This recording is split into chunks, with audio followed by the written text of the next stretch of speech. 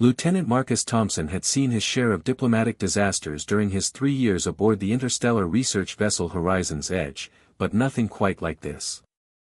He stared at the pristine, gleaming suit of bioarmor hanging in the ship's industrial washing bay, its crystalline surface panels now reflecting the harsh fluorescent lights with an almost mirror-like clarity. "Oh no," he whispered, realizing what he had done. The armor belonged to Kythera, the Valdorian exchange officer who had been stationed on their ship for the past 6 months.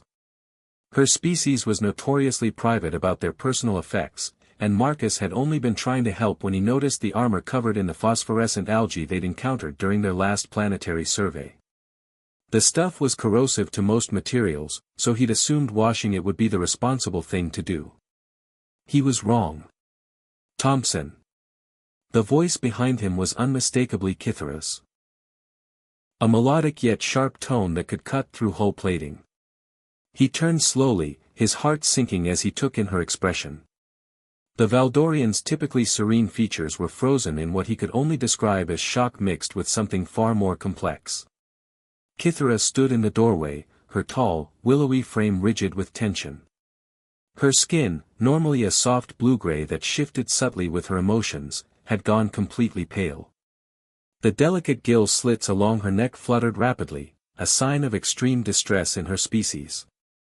"Do you know what that means?" she asked, her voice barely above a whisper. Marcus felt his stomach drop. I was just trying to help. The algae was eating through the outer layer, and I thought. "You thought," Kythera interrupted, stepping closer. Her large, opalescent eyes never left the armor. "Marcus Thompson of Earth, do you understand what you have done?" The way she said his full name, formal and weighted, told him this was far worse than a simple cultural misunderstanding. "No," he admitted. "I don't. But I can see that I've made a terrible mistake." Kythera moved past him to the armor, her movements careful and reverent. She reached out with one long-fingered hand but stopped just short of touching the gleaming surface. "This armor has been worn by 17 generations of my family line.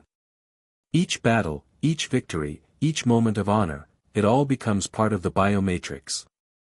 The patina, the stains, the accumulated essence of those who came before, it is our history, our legacy." Marcus felt the blood drain from his face. "The algae residue was from the Battle of Xerion Prime, where my great-grandmother earned the Crimson Star for saving 3 colonies from the Void Seekers." Kythera's voice was hollow. "The scorch marks you cleaned were from when my grandfather held the line at Delta Station for 6 days against impossible odds. The molecular scarring you polished away contained the genetic memories of our greatest triumphs." "Kythera, I." She held up a hand, and he fell silent. For long moments, the only sound was the hum of the ship's engines and the gentle whoosh of the recycling systems.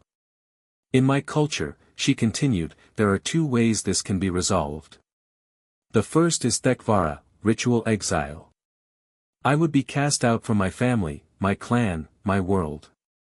I would become an Aelthera, one without history." Marcus swallowed hard. "And the second way?" Kythera finally looked at him, and he was surprised to see something that might have been hope in her alien features. "The second is Bonthera, the sharing of destiny.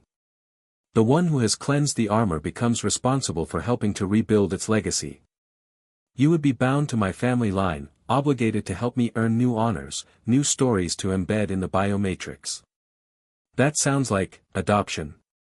"More than that. It means your actions, your victories, your life's work becomes part of our family's history. Your children, should you have them, would carry our stories forward alongside your own."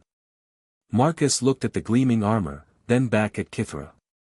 Her expression had shifted from shock to something approaching curiosity, perhaps even optimism. The decision seemed obvious. "Well," he said, managing a small smile, "I guess I'd better start earning some stories worth telling, hadn't I?" For the first time since entering the washing bay, Kythera smiled. A gesture that transformed her entire face. "Yes, Marcus Thompson, bond brother of House Valdorian. I believe you had better."